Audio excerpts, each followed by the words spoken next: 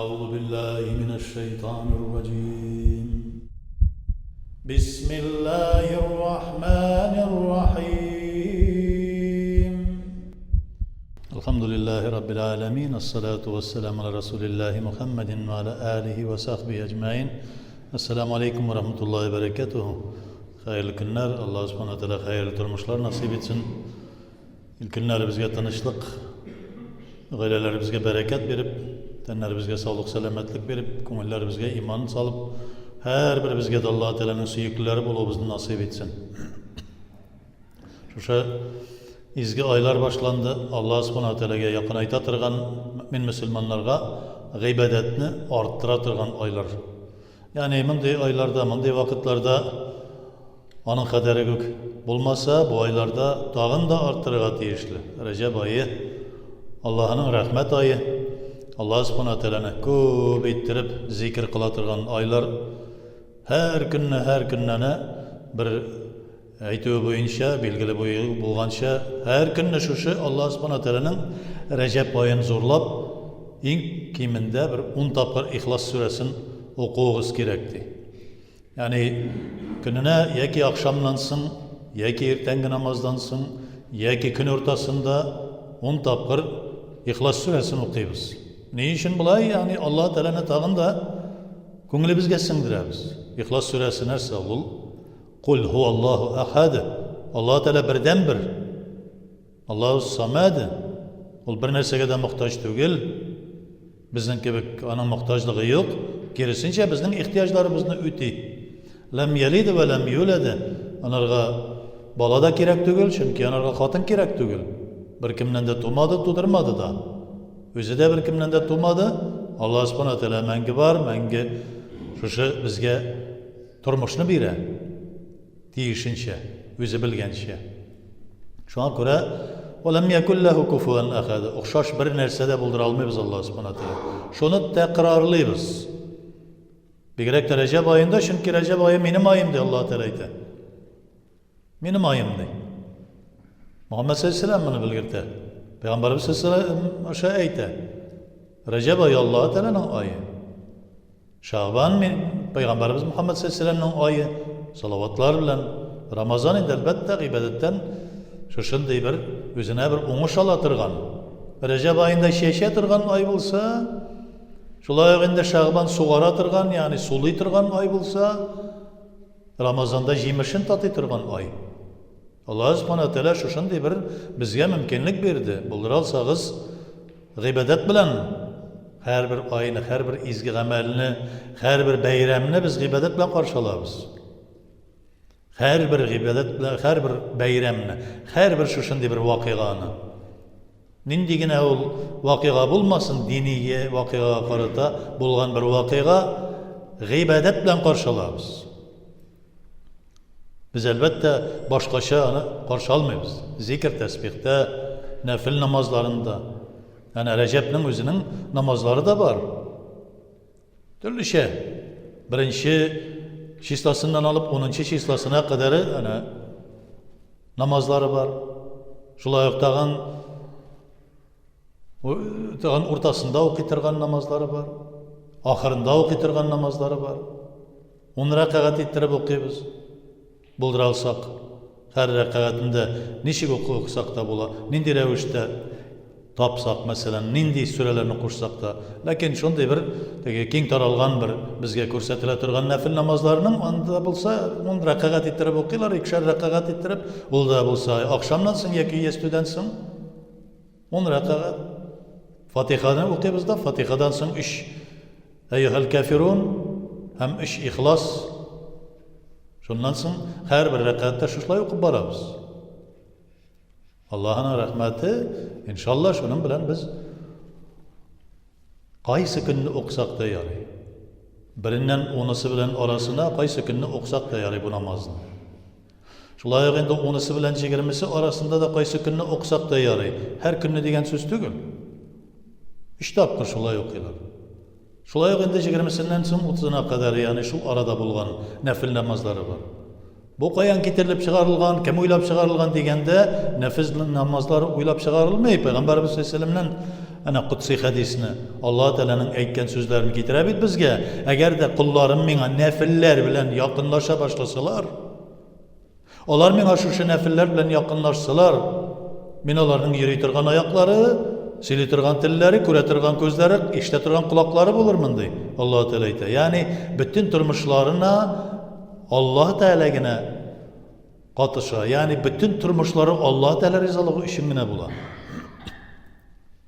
Nafillarni kimdir o'ylab chiqarmi? Yo'q, bor. Agarda anda kitoblar ko'rmagan ekan kishi, bunga qarshi chiqarga kerak tugul. Masalan, G'imadul Islam degan kitob bor. Har bir voqeaga qarata o'zining namozlari belgilangan. Burun-burundan butunisi Payg'ambarimiz sollallohu alayhi vasallamning hadislarine tayanib yozilgan. G'imadul Islam, islomning tiragi, bag'onasi degan kitob. Burun-burundan keltirgan bizni bek keng taralgan kitob bu. Bütünüsü de Peygamberimiz Aleyhisselam'ın hadislerine dayanıp adam balasına boldura algança neşik nindi nefiller oku meselesi ko'rsatilar. Recep ayının namazların, Şaban ayının namazların, gündelik namazlar mesela var. Tesbih namazları. En hayırlısı elbette tesbih namazı. Allah Teala'nın zikri ediyor. Tesbih kılabız biz.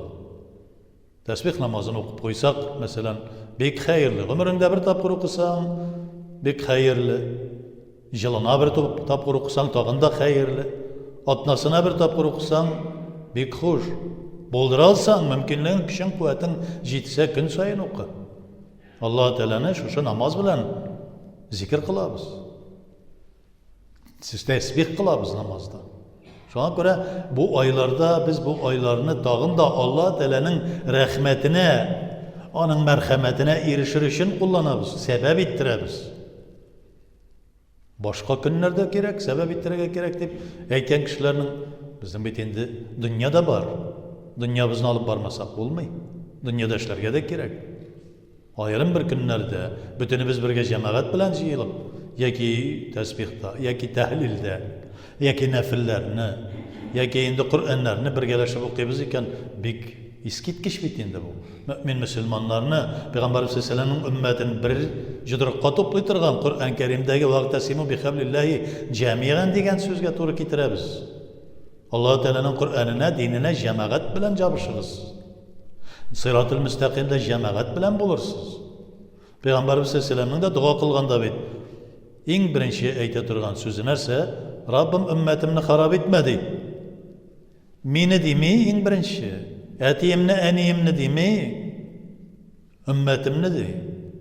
Mena yergen barlık mümin Müslümanlarını kıyametkeşe kadar de. Bizde şulay yok. Olda mene anardan anın sünnetine yerip, bizde şulay yok. Cemaat meselesini istettiğimiz. Cemaat bilen tırışabız. Cemaat bilen yakınayabız.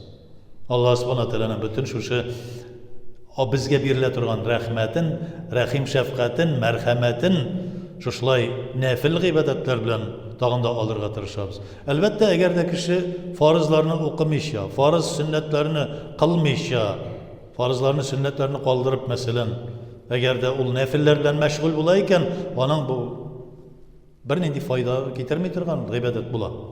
Gadi sen yüklengen 5 farz namazın var sünnetleri bilen. Sünnet muakkada şinkiler, vacipka yakın aytılgan. Onlarını ötemeysin de. Sen eğer de şu nefiller bilen şugullene başlaysın iken de senin bu nefillerinin faydası yok. Tekesin başta öterge gerek. Eğer de senin üstünde okulmay kalgan nedir? An bilen, anlap, namaz okurga girip deyip Allah subhanahu teala'ga namazga basqannansın, tövbe kılgannansın. Senin kaldırılgan kalgan namazların, urazaların var iken sen şularını üstünden şu yük bularak bu turgan üstünden düşürmeyişe durup nefillerge kirişsen onsı da eli nefillerin fayda vermez. Üstündekileri var. Elbette kazaga kalgan yani okulmay kalgan farz sünnetlerin mesela farzların, vaciplerin hatta indi kaybır meselede de kaybır kişiler kızıp gitip sünnetlerini de şuşlay okurga tırışalar köpeytirip. Lakin bizning üstümüzde kalgan farz hem vacip. Eğer de onlarını üstünden düşürmeysin iken, üstünden düşürüge gerek. Hem nefiller bilen şugullana başlaysın iken, Мәсәлән, синең калган уразаң бар, Рамазанда тота алмаган уразаң да, мин Рәҗәб аенда бер ураза тотып, шуның әҗер савабын 1000 ел ураза тоткан кебек була икән дип тота башладың исә, кабул түгел ул. Син башта каза кыл. Рамазан аенда тотмый калган уразаңны тотып бетерергә кирәк. Шулай ук инде намазыңда, әгәр дә син өстеңдә синең кайчандыр бер көнне намазың укылмыйча калганда, син аны өстеңнән төшермәгән, җаваплылык бу тора бит ул синең.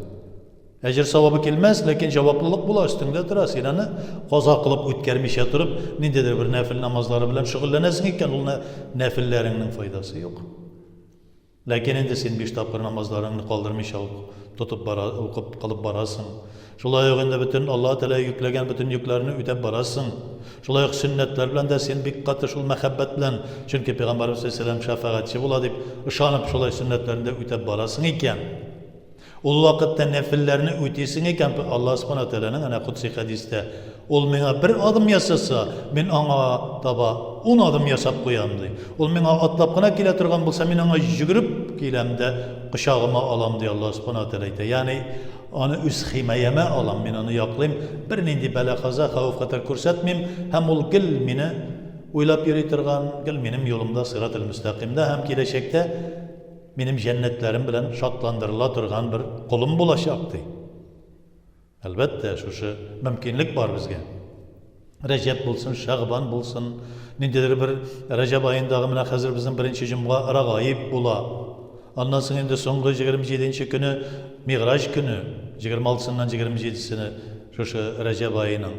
Әгәр дә шул көннәр Шәгъбан аендагы бәрәәт кичәләрендә дә шулай җыелышып, Рамазанның кадр кичәләрендә дә шулай бергәләшеп, шушындый булган сәбәпләрне, кичәләрне, көннәрне, вакыйгаларны сәбәп иттереп без бергәләшеп нәфилләрне шулай кылабыз икән, яки аерым-аерым кылабыз икән, искә алып мәүлидләрне. Шул вакытта Алла Субханаһу Тәаланың тагында сөйкеләре булырбыз иншаллаһ Тәала.